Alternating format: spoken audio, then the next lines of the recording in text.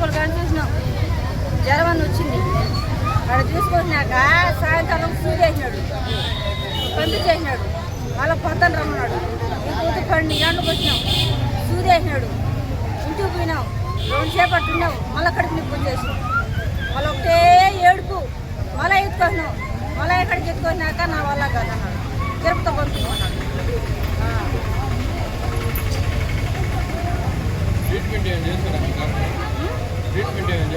సూదేసినాడా? సూదేసినాడు. ఇప్పుడు సూదేసినాడు. ఇంజక్షన్ చేసిన ఎంత టయానికి పాప చనిపోయింది? ఎప్పుడా? మధ్యాహ్నం 12 గంటలకు వేసాడు సూది. ఇంటికి వెళ్ళిపోయినాం.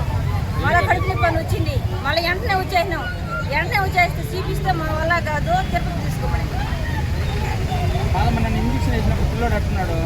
నేను ఇంజక్షన్ వేసాడు కదా, రాత్రి అట్టా ఉన్నాడు పిల్లడు. ఒకరోజు తగ్గినట్టు నిన్ను మళ్ళీ వచ్చినాం. మళ్ళీ వచ్చినాక వేసుకున్నాక మళ్ళీ జాస్తి అయింది కడుపు. 2 నెలలు సార్. తీసుకొని వచ్చినాక మన వల్ల కాదు, తిరుపతి తీసుకోబడి చెప్పి కాచుకోవడానికి. ఇప్పుడు మీరు పోలీస్ స్టేషన్లో కేసు పెట్టారు? పెట్టినాం. ఆయన వల్లే చనిపోయాడు. బిడ్డ అని పెట్టాం. ఆయన సూదులు వేస్తానే చచ్చిపోయినాడు. ఏం తీసుకోవాలి ఆయన. పోస్ట్ మార్టం చేయడం మాకు వద్దండి. చిన్న బిడ్డ పోస్ట్ మార్టం చేసామా? ఆ బిడ్డ చిన్న బిడ్డ 2 నెలల బిడ్డనే డాడీని అడిగితే తిరుపతి పోవడం చెప్పినాడు. మళ్ళీ వచ్చినాక అడిగితే రేటు మా వల్ల మేము ఏం చేసామన్నాడు. మా వల్ల కాదు, నేను ఏం చేయలేను. ఆయన వల్లే చచ్చిపోయింది పిల్లోడు. 2 సూర్యులు వేసాడు, చచ్చిపోయినాడు. అడిగినాము. మా వల్ల కాదు, మేము ఏం చేసాము, జ్వరం వచ్చింది సూర్యేసిన అన్నాడు.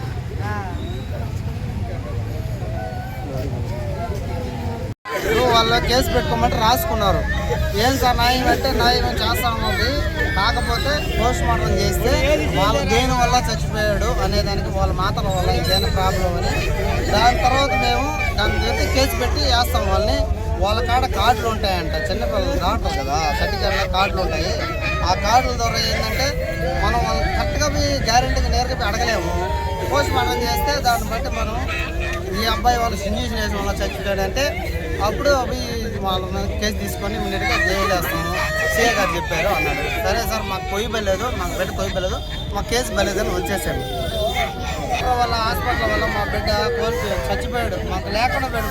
పుట్టక 7 సంవత్సరాలకు ఒక బిడ్డ పుడితే ఆ బిడ్డ చేతికి లేకుండా అలాగే పుట్టిన 2 నెలలకే పోయాడు. కల్లారా చూసుకునేదానికి లేదు, మనస్తృప్తిగా చూసుకునేదానికి వాళ్ళు అక్కడ పోయింది.